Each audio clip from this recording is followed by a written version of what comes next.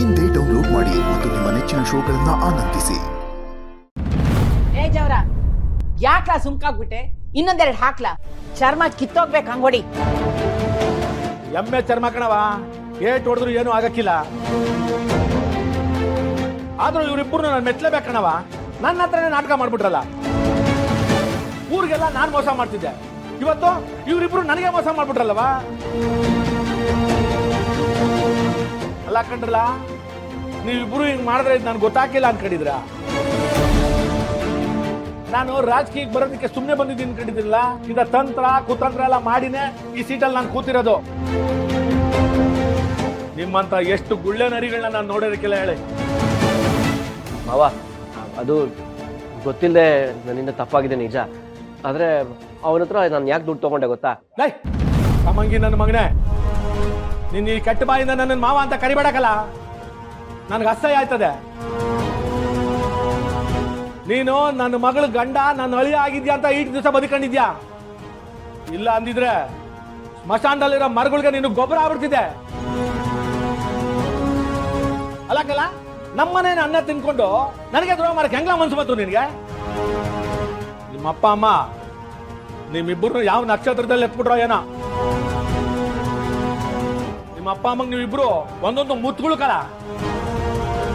ಒಟ್ನಲ್ಲಿ ಈ ಮುತ್ತುಗಳ ಸವಾಸ ನಾನು ಮಾಡ್ದಲ್ಲ, ನನ್ನ ಮೆಟ್ ತಗೊಂಡು ನಾನೇ ಹೊಡ್ಕೋಬೇಕು.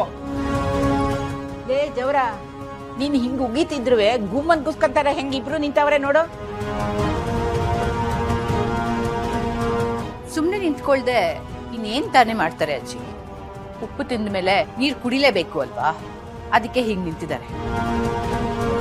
ಅಲ್ಲ ಸಂತೋಷ್ ಅವರೇ, ನೀವ್ ಅಷ್ಟೆಲ್ಲ ನಮ್ಮ ಮಾವನ ಹತ್ರ ದುಡ್ಡಿಸ್ಕೊಂಡ್ರಿ, ಕರೆಕ್ಟ್ ಆಗಿ ಕೆಲಸ ಮಾಡ್ಬೇಕು ತಾನೆ? ಆತರ ಮಾಡಿದಿದ್ರೆ ಇವತ್ ನಿಮ್ಗೆ ಇಲ್ಲಿ ಈ ತರ ತಲೆ ತೆಗೆಸ್ಕೊಂಡು ನಿಂತ್ಕೊಳ್ಳೋಂತ ಪರಿಸ್ಥಿತಿನೇ ಬರ್ತಾ ಇರ್ಲಿಲ್ಲ.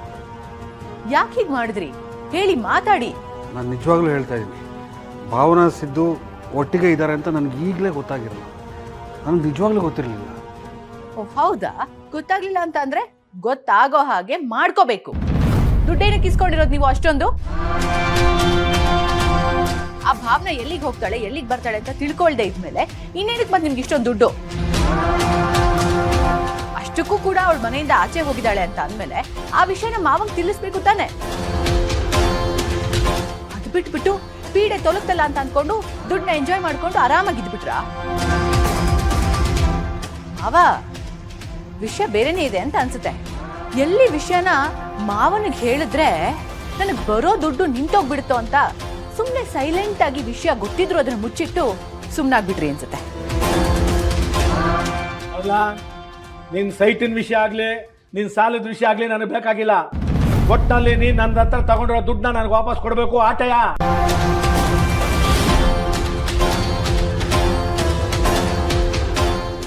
ಸರ್, ಏನು ಹೇಳ್ತಿದ್ದೀರಾ ಸರ್? ಇರೋದನ್ನೇ ಕಳೆ ಹೇಳ್ತಾ ಇರೋದು. ನೀನ್ ನನ್ನ ಹತ್ರ ತಗೊಂಡಿರೋ ದುಡ್ಡಲ್ಲಿ ಅವನಿಗೆ 3 ಲಕ್ಷ ರೂಪಾಯಿ ಕೊಟ್ಟಿದ್ಯಾ. ಅದನ್ನ ಬಿಟ್ಟು ಇನ್ ಮಿಕ್ಕಿದ್ನ ನನಗೆ ವಾಪಸ್ ಕೊಡ್ಬೇಕು. ಅದಕ್ಕೆ ನಿನಗೊಂದು ವಾರ ಟೈಮ್ ಕೊಡ್ತಾ ಇದ್ದೀನಿ. ಆಟ್ರಲ್ಲಿ ನನ್ನ ದುಡ್ಡು ನನ್ನ ಹತ್ರ ಬಂದು ಬೀಳ್ಬೇಕು, ಇಲ್ಲ ಅಂದ್ರೆ ಪರಿಣಾಮ ನೆಟ್ಗೆ ಹಾಕಿಲ್ಲ. ದಿಢೀರ್ ಅಂತ ದುಡ್ಡು ಕೇಳಿದ್ರೆ ನಾನು ಎಲ್ಲಿ ತಂದ್ಕೊಳ್ಳಿ ಸರ್? ಅದು ನೀವು ಕೊಟ್ಟಿದ್ದ ದುಡ್ಡನ್ನ ನನ್ನ ಸಾಲ ಅಂತ ತೀರ್ಸ್ಕೊಟ್ಟಿದ್ದೀನಿ. ನಾನು ಕಷ್ಟ ಅಂತ ಬಂದಾಗ ಭಾವನನ್ನ ತೋರಿಸಿ ನೀವು ಕೆಲಸ ಮಾಡಿಸ್ಕೊಟ್ರಿ. ಈಗ ವಾಪಸ್ ಕೇಳಿದ್ರೆ ನಾನೇ ಕೊಡಬೇಕು ಸರ್? ನಿಮ್ಮ ಹತ್ರ ದುಡ್ಡು ತೊಗೊಂಡಿದ್ದೀನಿ ಅಂತ ನನ್ನ ಹೆಂಡತಿ ಮನೆ ಬಿಟ್ಟು ಹೋಗಿದ್ದಾರೆ. ಅಲ್ಲಿ ಅಪ್ಪ ಅಮ್ಮ ನನಗೆ ಬೈತಿದ್ದಾರೆ. ಎಲ್ಲರ ದೃಷ್ಟಿಯಿಂದ ನಾನು ಕೆಟ್ಟವನಾಗಿದ್ದೀನಿ. ಈಗ ನೀವು ನನ್ನ ಕೈ ಬಿಟ್ರೆ ಬೀದಿ ಪಾಲಾಗ್ಬಿಡ್ತೀನಿ ಸರ್. ಹಂಗಂತ ನೀನ್ ಮಾಡಿರೋದನ್ನೆಲ್ಲ ಕ್ಷಮಿಸಿ ಇನ್ನೊಂದಷ್ಟು ದುಡ್ಡು ಕೊಡ್ಬೇಕು ಅಂತ ಹೇಳ್ತಾ ಇದೀಯಾ? ಇಲ್ಲ ಇಲ್ಲ, ಆ ರೀತಿ ಎಲ್ಲ ಏನಿಲ್ಲ. ನಿಜವಾಗ್ಲೂ ಭಾವನಾ ಮತ್ತು ಸಿದ್ದು ಒಟ್ಟಿಗಿದ್ದಾರೆ ಅಂತ ನನಗೆ ಗೊತ್ತೇ ಇಲ್ಲ. ಅವರಿಬ್ರು ಒಟ್ಟಿಗೆ ಇರ್ತಾರೆ ಅಂತ ಗೊತ್ತಿದ್ದರೆ ನಾನು ಅವಳನ್ನ ಮನೆ ಬಿಟ್ಟು ಹೋಗಕ್ಕೆ ಬಿಡ್ತಾ ಇರಲಿಲ್ಲ. ನಂದೇನು ತಪ್ಪಿಲ್ಲ ಸರ್, ನಂಬಿ ಸರ್. ಇದನ್ನೆಲ್ಲ ಆದಿ ಬೀದಿಲಿ ಹೋಗೋ ಜನಗಳು ನಂಬೋದು, ಈ ಜವರೇಗೌಡ ನಂಬಕ್ಕಿಲ್ಲಕಲ್ಲ. ನನಗೆ ಅದೇನು ಮಾಡ್ತೀಯ ನನಗೆ ಗೊತ್ತಿಲ್ಲ. 8ನೇ ದಿವ್ಸಕ್ಕೆ ನೀನು ದುಡ್ಡು ನನಗೆ ತಂದು ಕೊಡ್ಬೇಕು ಆಟಯ್ಯ. ಆಮೇಲೆ ನಾನು ಏನು ಮಾಡ್ತೀನಿ ನನಗೆ ಗೊತ್ತಿಲ್ಲ. ಹೇಳಿ ಕೇಳಿ ನಾನು MLA ಇದ್ದೀನಿ. ಆಮೇಲೆ ಜೀವನ ಪೂರ್ತಿ ನೀನು ಕಂಬಿಯಿಂದ ಕೂತ್ಕೋಬೇಕು, ಹಂಗ್ ಮಾಡ್ಬಿಡ್ತೀನಿ. 8ನೇ ದಿವಸದಲ್ಲಿ ನೀನು ದುಡ್ಡು ತಂದು ಕೊಡ್ಲಿಲ್ಲ ಅಂದ್ರೆ 9ನೇ ದಿವಸಕ್ಕೆ ನಿಮ್ಮ ಮನೆ ಮುಂದೆ JCB ನಿಂತಿರ್ತದೆ. ಆಮೇಲೆ ನಿಮ್ಮಪ್ಪ ನಿಮ್ಮಮ್ಮ ಯಾರು ಬಂದ್ರು ನನ್ನ ತಡೆಯಕ್ಕೆ ಆಗಕ್ಕಿಲ್ಲ. Sir sir sir please sir, ದಯವಿಟ್ಟು ಹಾಗೆಲ್ಲ ಮಾತಾಡ್ಬಿಡಿ ಸರ್. ಒಂದು ವಾರದಲ್ಲಿ ಅಂದ್ರೆ ನಾನು ಹೆಂಗೆ ತಂದ್ಕೊಳ್ಳಿ ಸರ್? ಸರ್ ಅಟ್ಲೀಸ್ಟ್ ಒಂದು 2 ತಿಂಗಳಾದ್ರೂ ಟೈಮ್ ಕೊಡಿ ಸರ್. ಲೈಕ್ ನಿನಗೆ ಟೈಮ್ ಕೊಟ್ಟಷ್ಟು ನನಗೆ ತಲೆ ಗೊತ್ತದೆ. ನೀನು ಆಮೇಲೆ ನನಗೆ ಗುನ್ನ ಹಚ್ಚ ಅಂತ ನನಗೆ ಚೆನ್ನಾಗಿ ಗೊತ್ತುಕಲ್ಲ. ನಾನು ಕೊಟ್ಟಿರೋದು ನಿನಗೆ 7 ದಿವಸ ಅಷ್ಟೇ ಟೈಮು. 7 ದಿವಸದಲ್ಲಿ ನೀನು ದುಡ್ಡು ತಂದು ಕೊಡ್ಲಿಲ್ಲ ಅಂದ್ರೆ ನಿನ್ನ ಮನೆ ಉಡಿಸಾಗಿರ್ತದೆ, ನೀನು ಜೈಲಲ್ಲಿ ಇರ್ತೀಯ. ನನಗದೆಲ್ಲ ಗೊತ್ತಿಲ್ಲ. ನೀನು ದುಡ್ಡು ತಗೊಂಡೆ ನಮ್ಮನೆ ಹತ್ರಕ್ಕೆ ಬರಬೇಕು. ನೀನು ಈಗ ರೈತ ಹೇಳ್ತಾ ಇರೋ ಸರ್. ನಡ್ಲಾ, ನೀನು ದುಡ್ಡು ತಗೊಂಬ, ಅವನ್ ನಡ್ಲಾ.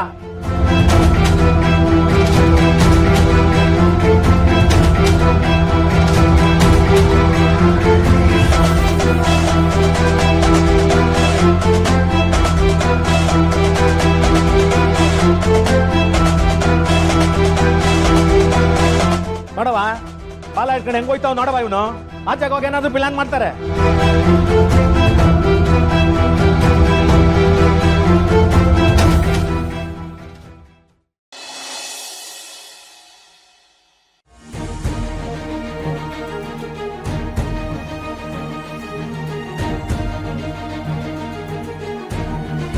ಮಾವ ಮಾವ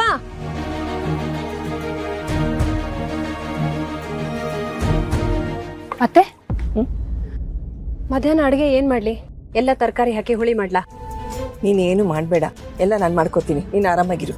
ಯಾಕೆ ಅತ್ತೆ, ನಾನೇನು ಕೆಲಸ ಮಾಡಬಾರ್ದಾ? ಇದು ನನಗೂ ಮನೆ ಅಲ್ವಾ? ನಾನು ಹಾಗೆ ಹೇಳಿಲ್ಲಮ್ಮ, ಇದು ನಿನ್ನ ಮನೆನೇ. ಆದರೆ ನೀನು ಇನ್ನೂ ಬೇಜಾರಲ್ಲಿದ್ದೀಯಾ, ಕೆಲಸ ಮಾಡ್ಕೊಂಡು ಯಾಕೆ ಅಂತ ಅಷ್ಟೇ. ಬೇಜಾರಿಲ್ದಿರೋ ಹೆಣ್ಮಕ್ಳು ಯಾರಿದ್ದಾರೆ ಹೇಳಿ ಅತ್ತೆ? ಆಮೇಲೆ ಹೆಣ್ಮಕ್ಳಿಗೆ ನೋವು ಬೇಜಾರು ಎಷ್ಟೇ ಇದ್ರೂ ಅದನ್ನ ಮರೆಯೋದಕ್ಕೆ ದೇವರೊಂದು ವರ ಕೊಟ್ಟಿದ್ದಾನೆ, ಅಡುಗೆ ಮನೆ. ಅಲ್ಲಿ ಹೋಗಿ ಕೆಲಸ ಮಾಡೋಕೆ ಶುರು ಮಾಡಿಬಿಟ್ರೆ ಎಲ್ಲ ಬೇಜಾರು ಮರ್ತೋಗುತ್ತೆ. ಆ ಮನೇಲೂ ನೀನು ಅಡುಗೆ ಕೆಲಸ ಅಂತ ಯಾವಾಗಲೂ ಕೆಲಸ ಮಾಡಿಕೊಂಡೇ ಇರ್ತಿದ್ದೆ. ಇಲ್ಲಾದರೂ ನೆಮ್ಮದಿಯಾಗಿ 4 ದಿವಸ ಆರಾಮಾಗಿರಮ್ಮ. ಅತ್ತೆ, ನಾವೆಲ್ಲರೂ ಜೊತೆನಲ್ಲಿದ್ದಾಗ ಪ್ರತಿದಿನ ಏನು ಅಡುಗೆ ಮಾಡಬೇಕು, ಅದನ್ನು ಹೇಗೆ ಮಾಡಬೇಕು ಎಲ್ಲ ನೀವೇ ಹೇಳ್ಕೊಡ್ತಿದ್ರಿ.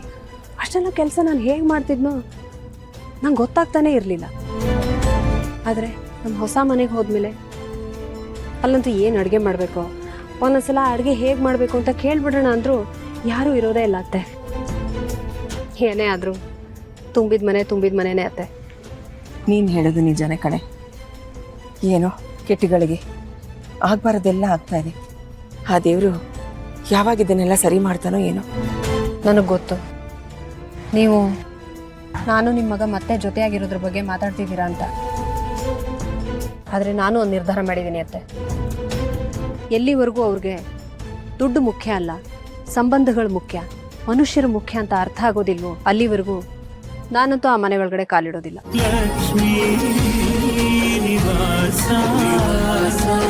ಲಕ್ಷ್ಮೀ